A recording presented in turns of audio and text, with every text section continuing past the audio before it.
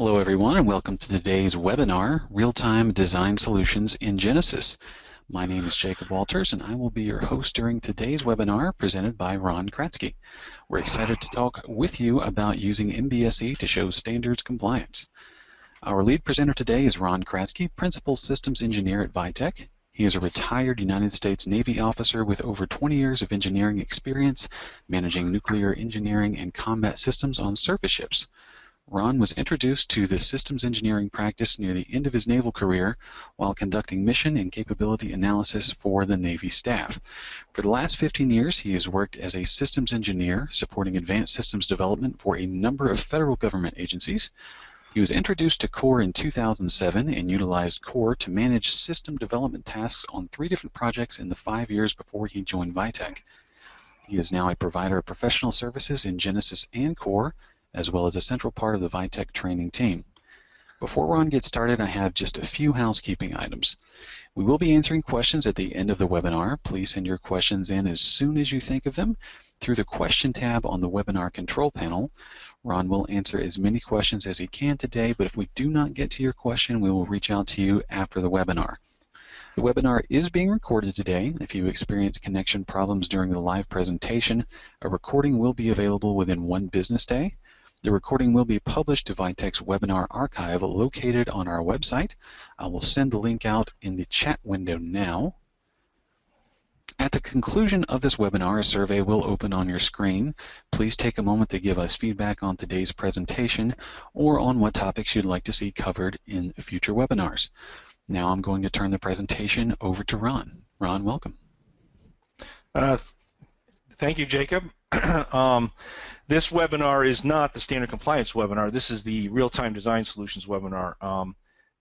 So that's what we're going to talk about today, is real-time design solutions using Genesys. Now, as I begin here, I'm going to talk through a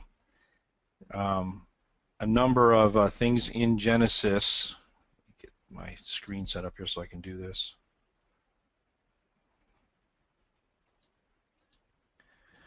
So we're going to talk through how to do systems analysis and systems analytics in Genesys as we're doing an actual design in the Genesys tool set. Now, the features and benefits that the features that I'm showing here, just as a little advisory here, these features are the features that will be coming out in our version that we're going to release here before the end of that's scheduled to be released before the end of the month. So this is what we really call Genesys 4.1. So some of these features and the ability to do the MATLAB solver, which you'll see as part of this presentation, is really available in Genesys 4.1. It's not available in your current edition of Genesys. But if you are a current Genesys user and you're up to speed on and you're up to date on maintenance, then you will be able to switch to Genesys 4.1 when that is released.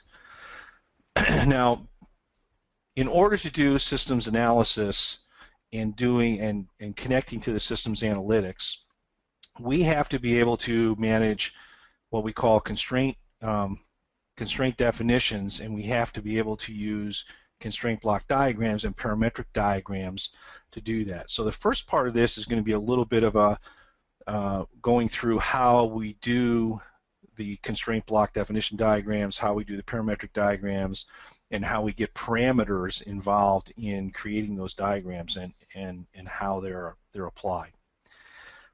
So that said, I've created a little scenario here such that I'm on the engineering team for Acme Automotive Company, a company that makes everything, automotive company, and the marketing team has given me a set of top-level requirements that they need for a new vehicle design.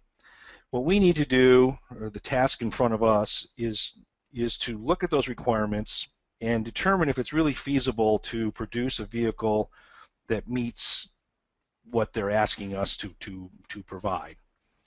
So here's a set of initial requirements that the marketing team has come up with for this next generation diesel-powered passenger car, so to speak. So we have a set of systems requirements. You can see they say that the weight of the vehicle, they gave us some other things that we know. They've asked me to design the vehicle to have a capacity of 5 people and a passenger weight of 882 pounds. They've told me that I have to accommodate so much luggage that I want this vehicle to be able to accelerate from 0 to 67 miles per hour in 5 seconds. You know, top end speed of the new design shall not exceed a certain amount. And then they said at the cruising speed of 67 miles per hour, I have to be able to have a range of 375 miles and a fuel efficiency of 28 miles per gallon. And then the other thing they told me was the dimensions of the vehicle have to be as follows. And we'll see how these things are important in the design in a moment. But initially, I would get a set of requirements like this, and as we always do in our design, is we have to bring those requirements into Genesis. So the other thing I'm also introducing here, by the way, as I talk through this, is the workflow that you would go through to actually do this sort of analysis. So we end up coming in and importing a series of requirements into Genesis. So we have an overall list, and we have a number of requirements here. Now, so I brought those into the model. The next thing I need to do is each of the requirements, if I look at them, and I'm going to switch to Genesis here for a moment. If I switch to them, you'll see that they all have the dry weight of the vehicle shall not be more than, and they have a series of numbers in here. These are things I would call parameters in my design. And then I want to pull them and use them as parameters, because those are the parameters I'm going to look at in my analysis in a moment. So what I want to do is I want to look at each of those requirement statements and define the parameters that are in the requirement statement, and then modify the requirement description so that it includes those parameters. And let me explain what that means. So the first thing I need to do is I need to go to the Parameters tab on the property page. And when I go to the Parameters tab, what I want to do is I want to replace that, in this particular statement, I want to replace that 272 pounds with a parameter. And then the idea is that I can take that parameter then and use that parameter in a constraint diagram, and then using those input parameters, I can make the calculations that I need to do through the parametric diagram and the MATLAB solver. So I want to go to the parameters. I want to click the add remove. That'll bring up this particular parameters for curb weight, which is the actual requirement, and I can make a new parameter. So over here we see the parameter dialog box. What I need to do first is I need to make a name for the parameter, and when I make the name, I use this notation here. I start with a lowercase letter, and I create a name without any spaces, much like we would declare a variable in the software code. And then I'm going to use an alias here. The alias can be written in sort of a normal text so we can read it, and then I also want to have an abbreviation. This abbreviation can be used later on when I start writing the equations that use curb weight or any of the other parameters that I define. I can use that abbreviation in a mathematical expression. And then whenever you create a parameter, you have to have a description. So I put a description in here as to what this is. We can make the type, and once I get all done, I click OK, and it would fill in the creator stamp and the modifier stamp and all those things, and it would actually put that into my model as part of a variable or parameter. I shouldn't say variable, a parameter associated in the requirement class, and then I can use this parameter on this particular requirement. So here we go. I have this parameter. Once I've created the parameter, it'll show up like this on the parameter page, and now this page is new. Let me back up a second. So the new part about creating or defining a parameter in the next version of Genesis will be the ability to have an abbreviation in there. There's also a new feature in that I can copy a parameter from another class by using the drop-down menu over here. For if I was drop this down a requirement, if I had defined this parameter someplace else, I could bring it into the requirement class if I wanted to. Or what you're going to see in a moment here is I can take the parameter out of the requirement class and use it, define it up in the components to create a constraint block definition diagram. So now, when I initially populate this, I populate the objective value. You'll notice here that we've expanded the parameters class also so that I can now declare an objective, a threshold, a design, and an observed value. Okay. The idea here is that in future expansion here for this feature, we can look at not only what we wanted, but what we actually put in our design, and then once the design is out there and it's tested, we can actually then capture the observed value for these parameters. So it's not just one parameter. It is one parameter, curve weight, but it could have several values depending upon whether it's in the design phase or it's post-production and we're doing some testing and we see what the actual value is in the as-produced, if you will, system. And notice here units. I have to put some sort of units on there, and that becomes important when you start doing equations because I've got to do a little bit of unit analysis and make sure those units work out right. Yeah, I learned this lesson doing these a couple of times, and I got some enormous values that didn't seem right, and it's all because I didn't convert, inches to square feet or miles per hour to feet per second, for example. So you got to make sure you keep your units, your unit analysis is done. It's an old engineering problem, but we have to make sure we continue to apply those basic engineering fundamentals as we go through this. So now what I want to do is I want to take this value here, this objective value, and pull it into the requirement. And the way I do that is by going back to the requirement, the actual description of the requirement, and I can insert the parameter in the statement. And when I do that, I put my cursor at the right place where I want to insert it. I would right-click, and I'll get this insertion point, and I'll have insert the parameter, curve weight, and then I can pick which weight I want here, in this case the objective. And when I do that, this statement up here will change, and then I have to delete some extra text, but it'll see that the curve weight of the new vehicle shall be no more than, and then I have in brackets here the curve weight objective value of 227.72 and the curve weight units of pounds. Now that's the way it looks in the model, but if I was to actually print this out in a report, what you would only see in the report is the curb weight of the new vehicle shall be no more than, and you just see the italicized value and the italicized units. So it actually come out in a report to be the curb weight of the new vehicle shall be no more than 227.72 pounds. Okay? Oops. Go back up. So only the italicized value in units print out in a report. Okay? So I'm going to switch back to the model here a second, and let's look at that curb weight one here, and you'll see that that is in there that way. And if I go back to parameters here, you'll see I have those parameters in there. Now, what I did was in the model is I went through and I did this for every one of these values. So I have an empty weight, I have a consumable weight that I'm going to use. Well, the consumable weight I haven't put in there yet. The weight allowance here, so I have several things under weight allowance because I have really three parameters here. The average weight for the passenger capacity of 5, and the total passenger weight there. Now, the reason I want to do this is I'm going to use these variables, or these, excuse me, I keep saying variables, I mean parameters. I'm going to take these parameters and I'm going to use them in my equations. And if I wanted to, for example, say, oh, well, if I want to change the total passenger weight to some higher value, what would that do to the amount of horsepower I need to put out in the engine? I can do that. I can change it. I can change it in the component, and then I can recalculate and get variances or see how that affects the system design.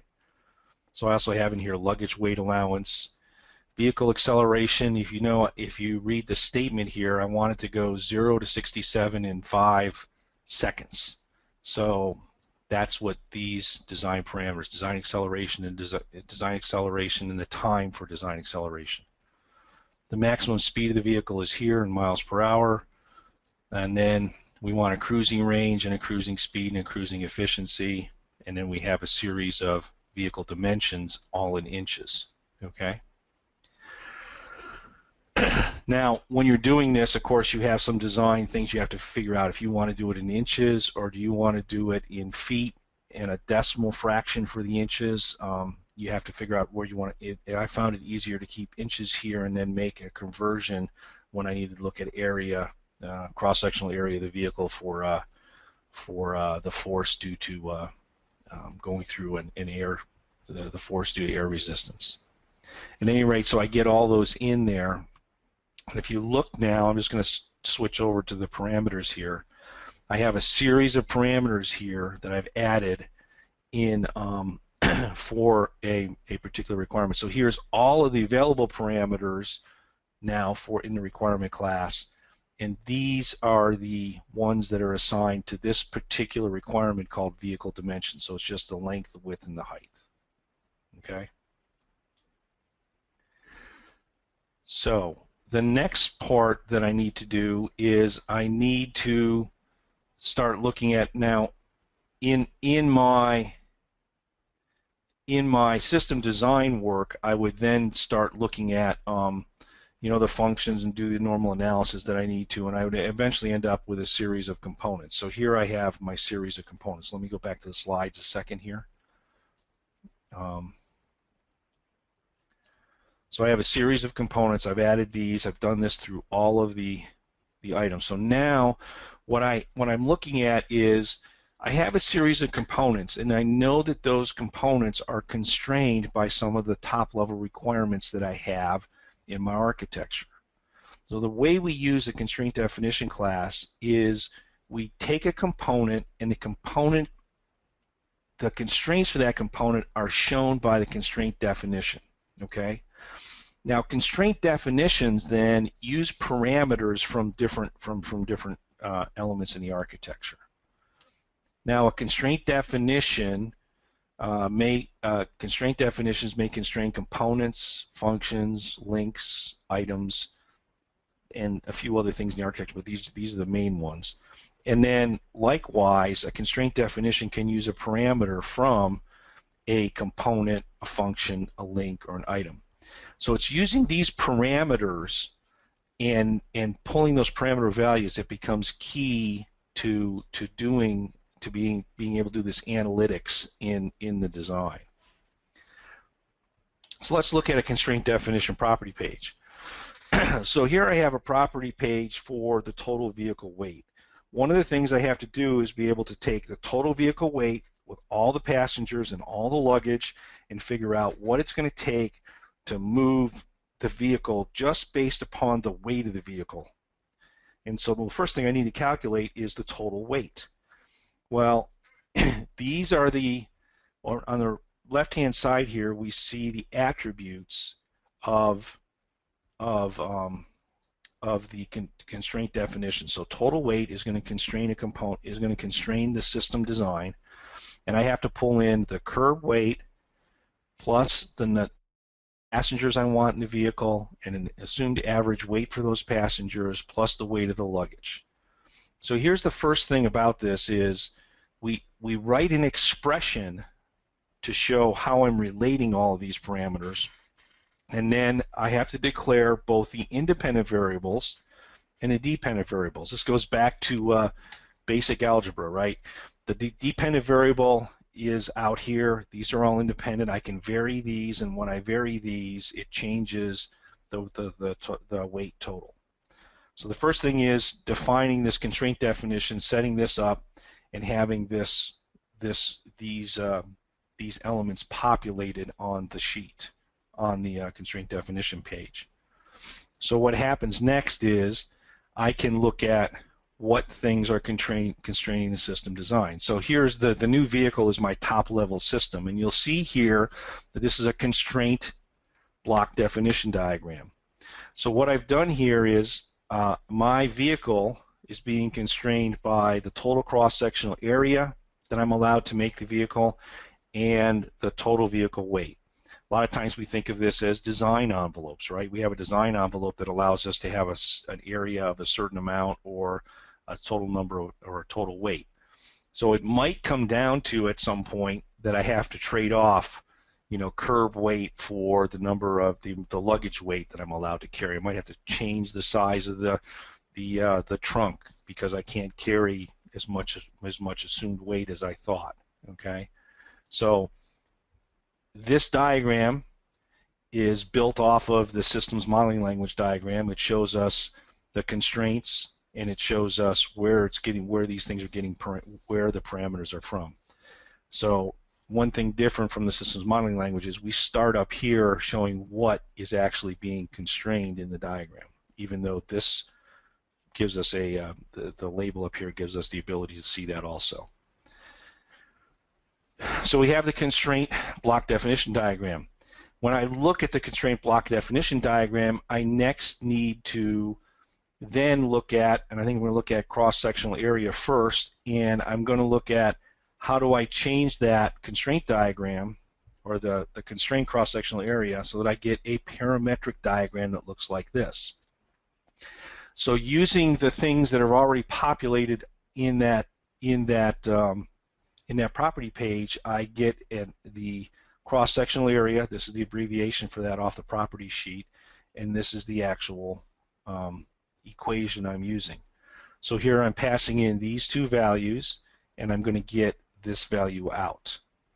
Now, I have constructed the diagram like this. I like to show things coming in from the left and going out from the right. It sort of follows the same convention that we use when we're dealing with activity diagrams or EFFPD. So they're reading them from left to right. So based upon these values coming in, I'm going to get this value going out. And that's a simple diagram just for that. So now, what we want to do once I understand the equation and the variables, I need to look at the expression and those independent variables and dependent variables. What I want to do is I use the parametric values in the constraint definition. Those independent variables, and I want to associate the parametric values with those. So I'm going to take those independent variables and associate them with a parameter in one of the components or one of the other constraint definitions to be able to do the calculation. Okay?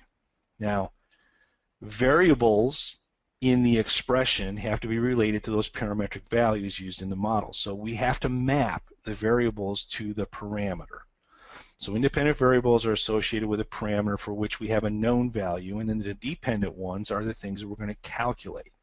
Once I have that dependent variable calculated at this level, I could use that value in other equations, but it has as you know, it has a multiplicative effect. In other words, the total weight we know is going to be used in some other force, figuring out the total horsepower for the engine. But I have to first figure out the total weight, and at this level it's a dependent variable, but it could be an independent variable used in a different equation. Well, I'll show you how that works in a moment. So we relate the constraint definitions for an independent variable using one of two relations in the architecture. The uses parameter from or includes constraint definition. Now, if you go back and look at the slide 11, which was earlier in the presentation, I had those relationships on there, but the reason we use those relationships is to map from the independent variables to the parameters. So the mappings is a relationship attribute that's part of these relationships. Okay, so let's go down one more level.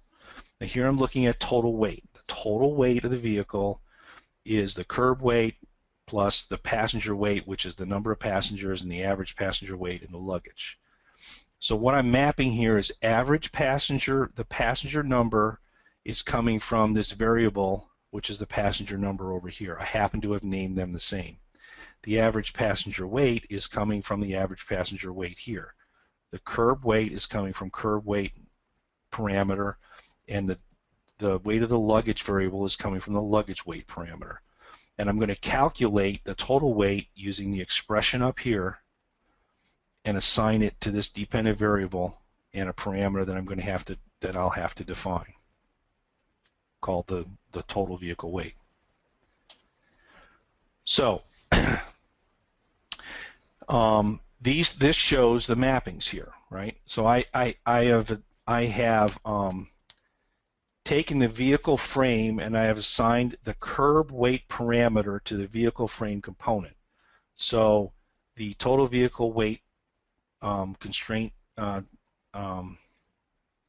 definition uses the parameter curb weight from this system, from this component, and it's going to use the parameter luggage, average passenger, and passenger capacity from the component that I have in my architecture called passenger compartment. And in the end, once I take these numbers, they're going to map up to the total weight of the vehicle. Okay. Now, I'm going to show you in slides how we do to create the mapping, and I'll walk through this mapping, and then I'm going to go into the model, and I'll show you how to do it in Genesys. So what happens is the way I edit the mappings is to select edit mappings, I select the line, select the connector, edit mappings. You'll get this diagram box show up here that says parametric diagram mappings. I'd have to add a mapping, and when I do that, it will come up with the list of independent variables that are available to be mapped, and the parameters associated with that includes parameter from relationship or includes constraint definition. So these are the 4 steps that you would use. I like to use the menu to drive me through this. If you know exactly what these are, when you go here, you can hit add. You can go into here and you can actually type them in, but the syntax here is very specific. I have to pick the exact typing for the variable, space, double colon, space, and then the exact name for the parameter. So the easiest way to do it is to use the menus to prevent yourself from making a mistake. Allow the model to make those. It doesn't prevent you from mapping, for example, the curb weight to the luggage weight, but it will prevent you from making a mistake in the syntax, which can drive you crazy, as it did yesterday as I was doing one of these. Now, the MATLAB constraint solver, and we call it the constraint solver for MATLAB, is in the project toolbar. That's very important. So this toolbar or this button here for MATLAB is an add-on in Genesys 4.1, and right now we have the constraint solver in here, and you can use it. We have connected it to use either one of these 2 versions of MATLAB. I have version 2015 Bravo installed on my machine. Now, getting a MATLAB license is not part of the Genesys installation. You'll have to, get your own installation of MATLAB in order to do that. But once you have MATLAB installed and you have Genesys installed, it's as simple as doing the parametrics and then running the constraint solver. In fact, you don't have to log into MATLAB to do it. It recognizes the fact that the way we have it set up is it recognizes the fact that you have an active MATLAB license, and it'll use MATLAB to do the solving. Okay. Now, the MATLAB constraint solver dialog box is a series of 4 steps that make this happen. So I'm going to walk through those 4 steps right now. So once I click on, if I were to be in my model and I click on constraint solver for MATLAB, what I'd have here, this is the first thing that would come up. And I have to set what constraint definition am I going to work with. Am I going to do a particular constrained by set or a particular constraint definition? There's several options here. If I had a series of constraint definitions that I packaged into a folder or subfolder, I could just work through those. If I was going to do a particular constraint block definition diagram, I can do that, or I can do constraint definition shown in a particular parametric diagram. So one of those, I guess there's 6 options here. Generally, as I'm building this, I like to work with just a selected constraint definition because you have to build it and make sure it works and make sure it executes as you go on and on. Once you've got a series of these built up, and you'll see the relationship to them in a moment, then you can go back and do it from a constraint definition or from a particular BDD. So once you've selected something here, the next thing it says is, well, which definition or which component, or which folder, which whatever are you going to pick? So here I've picked the total vehicle weight, and notice I can filter or sort the number of entities in here like I can for most things in Genesis. So select the class and select the entity that I want to work on. Next comes up next when I hit so let me page up a second here. So when I hit the next button here, what happens is the constraint solver goes in and it comes up with the script that says, okay, I'm going to look at that, I'm going to look at everything that you've defined in that expression, and I'm going to tell you what I'm going to do.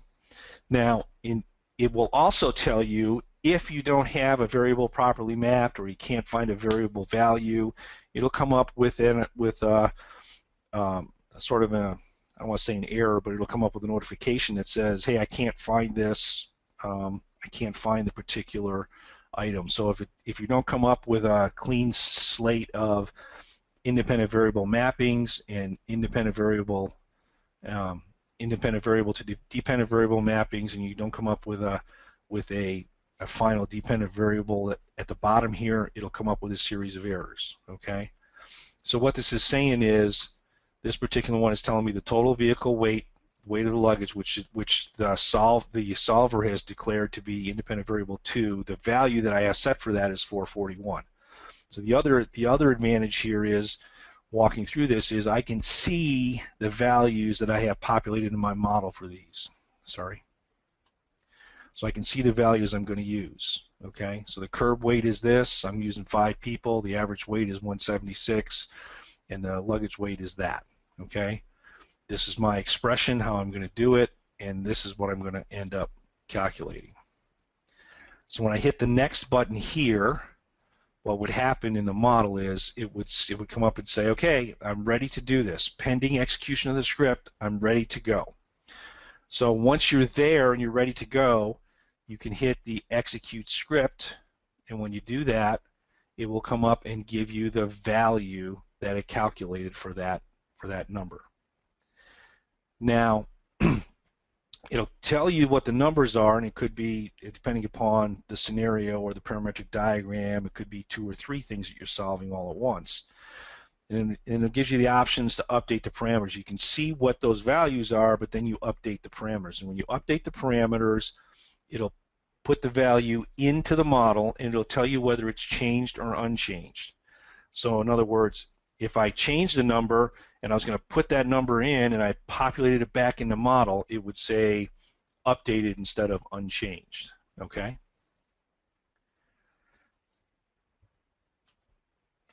So the next thing I'm going to do here is I want to go into Genesis and I'll walk through how some of these things work in the model. So the first thing I want to do, go back here, boom, is I want you to look at this constraint definition for cross-sectional area. So here is cross-sectional area, height and weight of the vehicle, bum, bum, bum, bum. So those are the things I have defined. You'll notice here that it uses a parameter from the vehicle frame. These are the parameters that I have identified in the vehicle frame. And this is the constraint. When I get done calculating, it's going to map this value back to cross-sectional area on the vehicle. I'll get to this included constraint definition in a moment. Okay, so let's look at the parametric diagram for a moment. And you've seen this before, but if you're not familiar with these, it bears looking at again just to see how everything flows together. So here is the block and its mapping. Okay, so here is the parametric equation. It's taking in this way. It's taking in the width of the vehicle, the height of the vehicle, and giving me the cross-sectional area of the vehicle. All right. Close that a second. So let me look at the component new vehicle a second, and you'll see here under parameters, here's the cross-sectional area. So right now the cross-sectional area of the vehicle is 4,071 square inches. Okay. If I go to the component, if I go to the vehicle frame and I change one of these parameters, let's change the height of the vehicle from 69, and I'm going to change it to 75 inches. So I'm going to change the vehicle height here to 75. Okay.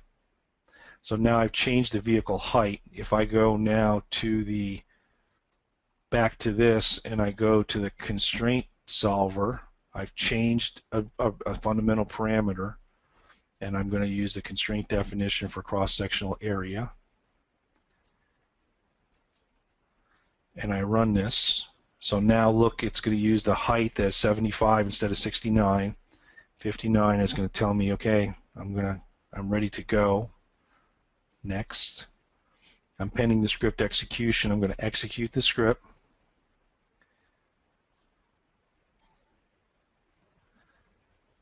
It gives me this new value of 4425. Now when I say update parameters, it's put that value in there and it updated it. Where did it update it? If I finish, I'll just click finish here. If I go back to new vehicle and I look, I have that new design parameter in there of 44,025 square inches, excuse me.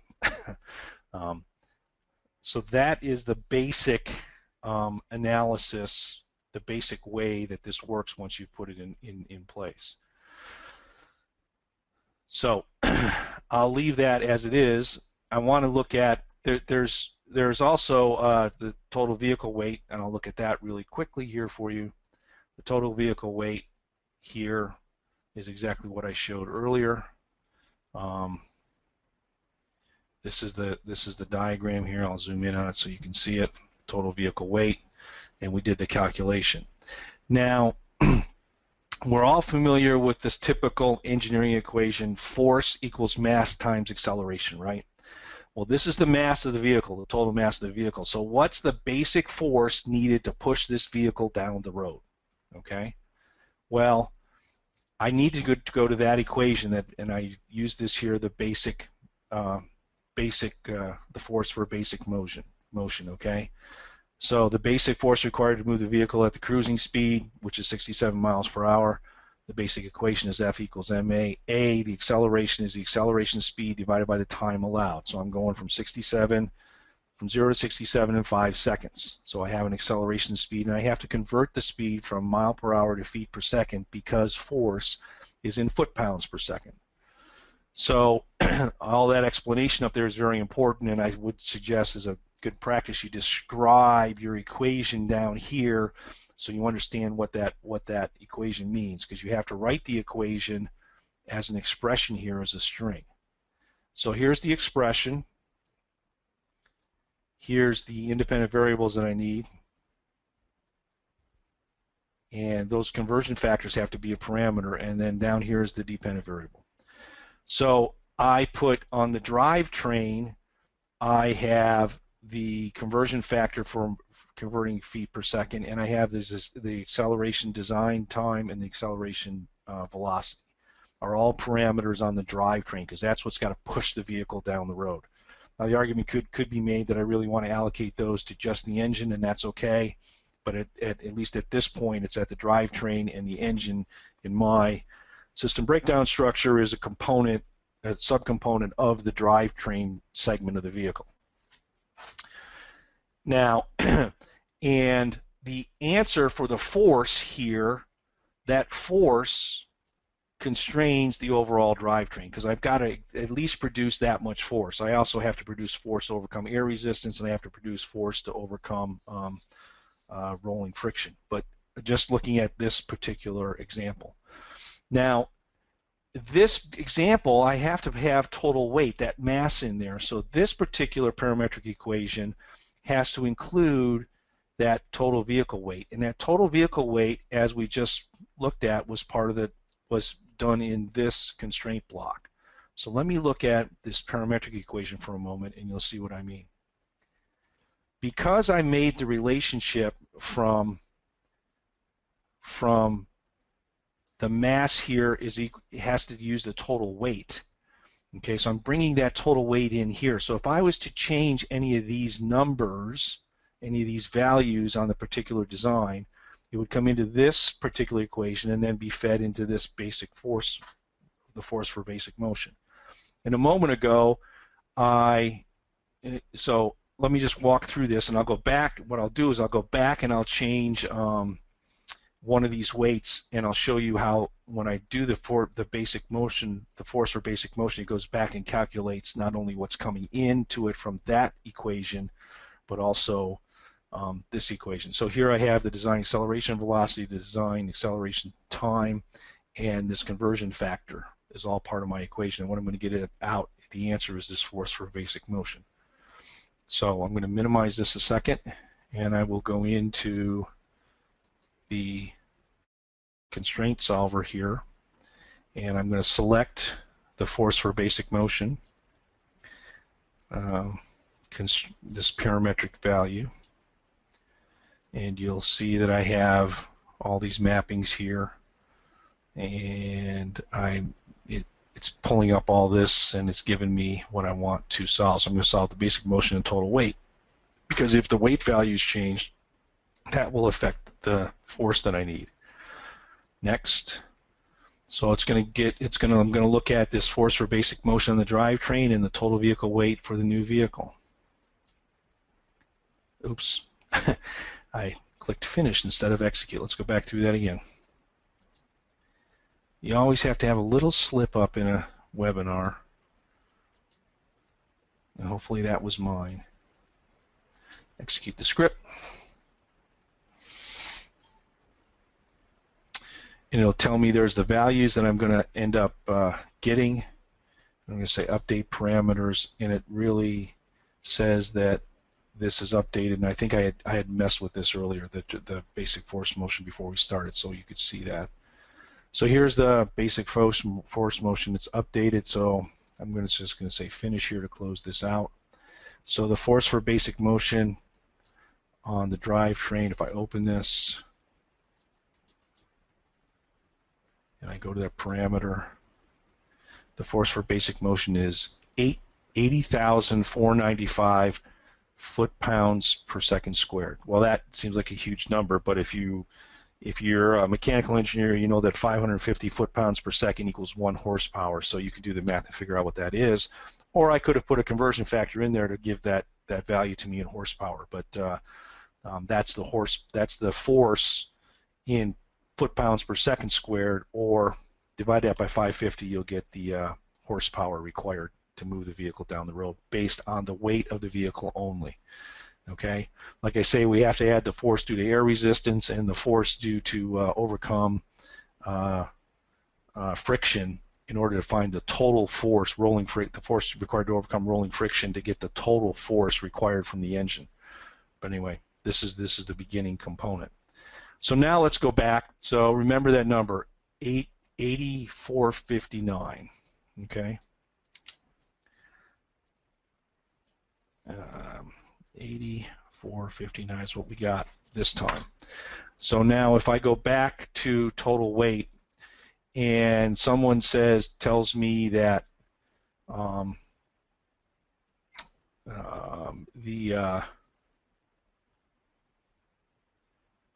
back here to the vehicle frame, and someone tells me that instead of a curb weight of 2772, we don't think we can achieve that. It's really going to be 3,000 pounds.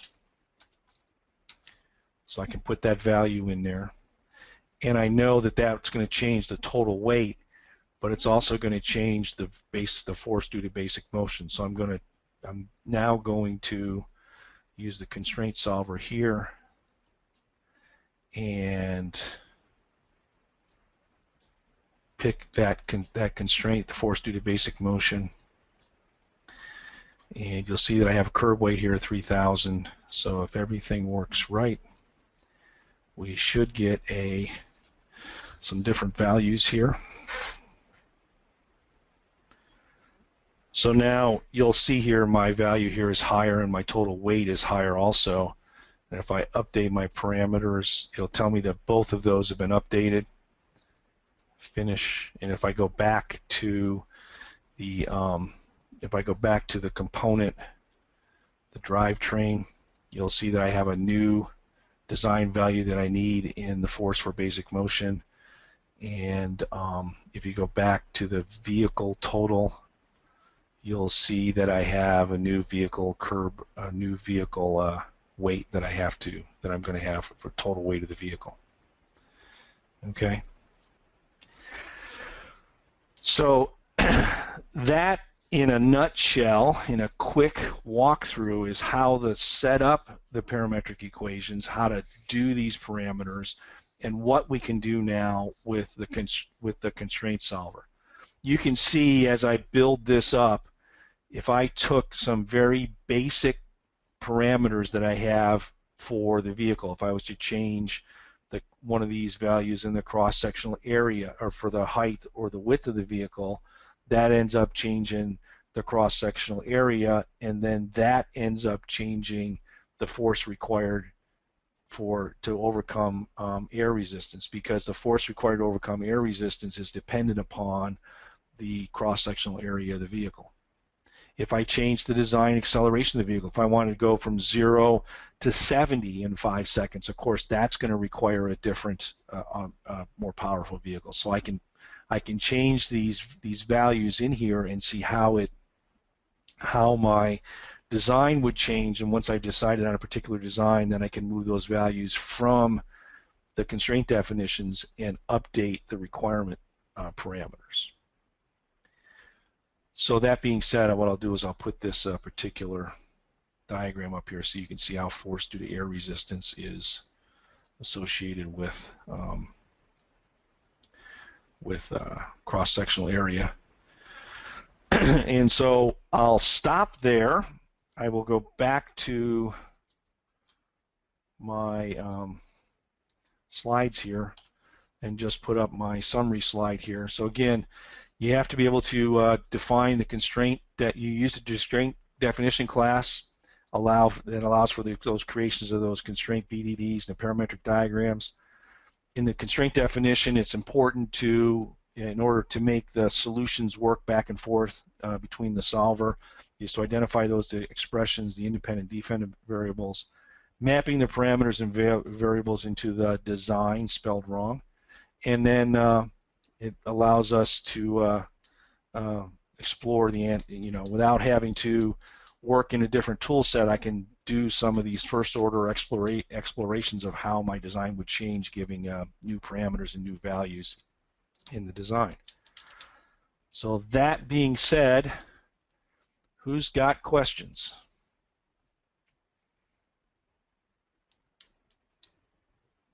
All right, thank you, Ron.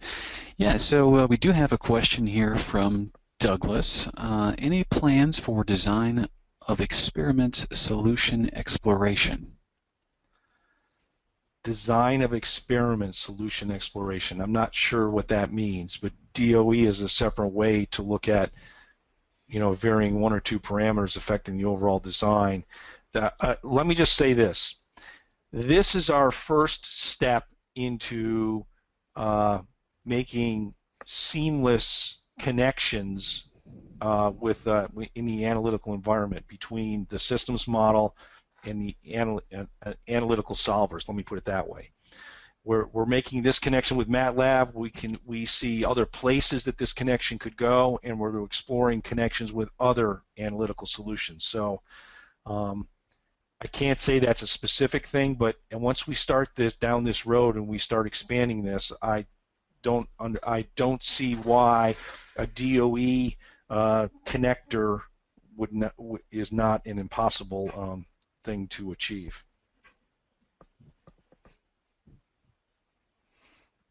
All right, thank you, Ron. And I do have another question here. They're all starting to fly in now, so trying to get to all of them.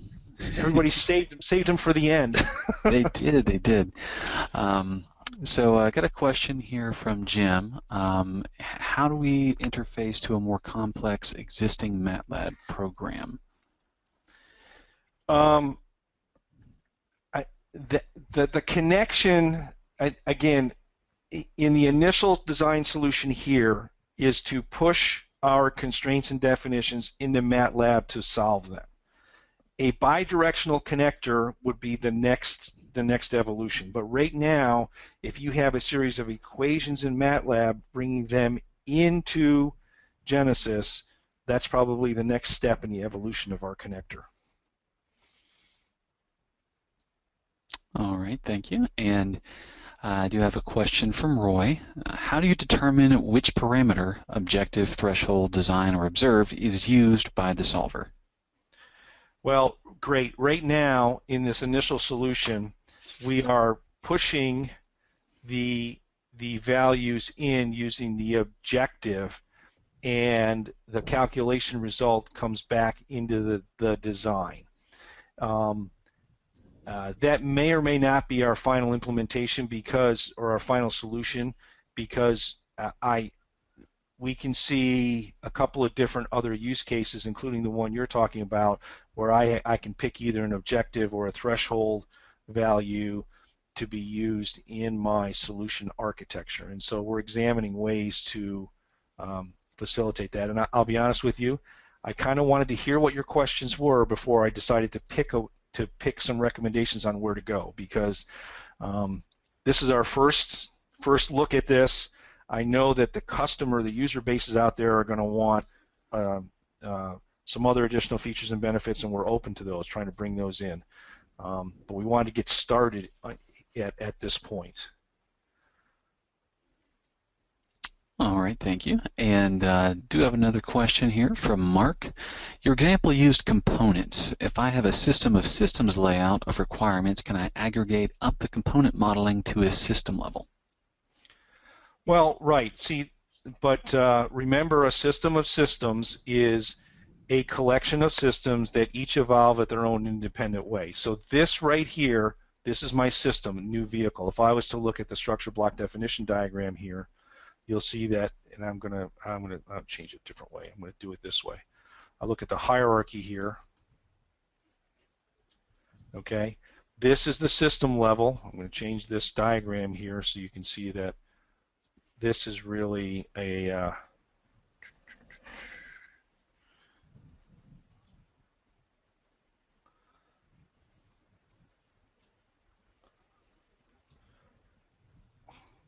hang on a second here. This is this should be, this is the system, these are the segments, and these are the subsystems in there. So I'm actually looking at this, working at the system level here with a new vehicle. Okay, so this is the system new vehicle, and that new vehicle has some parameters associated with it for the top level design. One is the cross-sectional area right now, one is the total vehicle weight.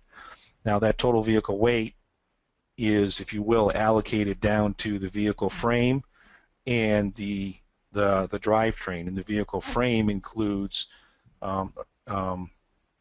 vehicle frame and passenger compartment, and so you have that hierarchy in there already. So so this would be one system. There might be another system out there. Okay, the two systems in the system architecture. All right. Another question here from Mark. This requires the MATLAB optimization toolbox, correct? So more of a mechanical question, but one that is relevant. The MATLAB optimization toolbox, is that one part of MATLAB license? I'm not sure. I have a basic 2015B license here. I don't have any additional add-ons to that license. So I don't know if there's an extension toolbox he's assuming we have to do that, or if there's another toolbox or something. Okay. All right. Well, if it does require that, I'm sure that we will publish any MATLAB requirements Right. once the connector is live. So. Yeah. All right, and I do have a question here from Roy. Can you pass arrays to MATLAB to be used in the solver? What are the limitations in equations that can be passed to MATLAB? Don't know if that's going to be out of the scope of what we know, but yeah, what you got so for I us? have the expressions in here. So the expression has to be written as a string value in here to be passed into MATLAB. Now, I understand that MATLAB uses arrays of values, and actually what they're doing, what MATLAB is actually doing here is when they're looking at, for example, when I look at this particular model here, it's really what MATLAB is doing with this equation and these variables, it's converting it into an array and using the manipulation of these in an array to come up with the solution. So I think what you're trying to say is I need to create the array in Genesis, and you don't need to, as long as you know that this is one series of equations, this is a second series of equations that's using some of these variables. In other words, this equation uses these variables in the array to get a particular solution, and then the solution there is being used to do this solution down here. Okay, so that's the way it's mechanically, I think, being used in. Mechanically, if I can say that, that's the way it's being used in Genesis or in MATLAB. All right. All right, well, I think that'll wrap up the Q&A for today's presentation. I apologize if we didn't get to your question. We'll contact you directly to ensure that it has been answered. If you have other questions or comments for Ron, don't hesitate to send him an email. Ron, can you let the attendees know what your email address is? Just a second. Sure. All right, there we go. go. It's on the screen. Excellent. All right, so I'm sure he'd be happy to hear from you with any inquiries that you might have about today's presentation. Thank you so much for coming. Remember, at the conclusion of the webinar, you will see a survey. Please take a moment to give us some feedback on today's presentation or on what topics you'd like to see covered in future webinars. That is all for today. Once again, thank you for joining us and have a wonderful day. All right, thanks, Ron. Thank you.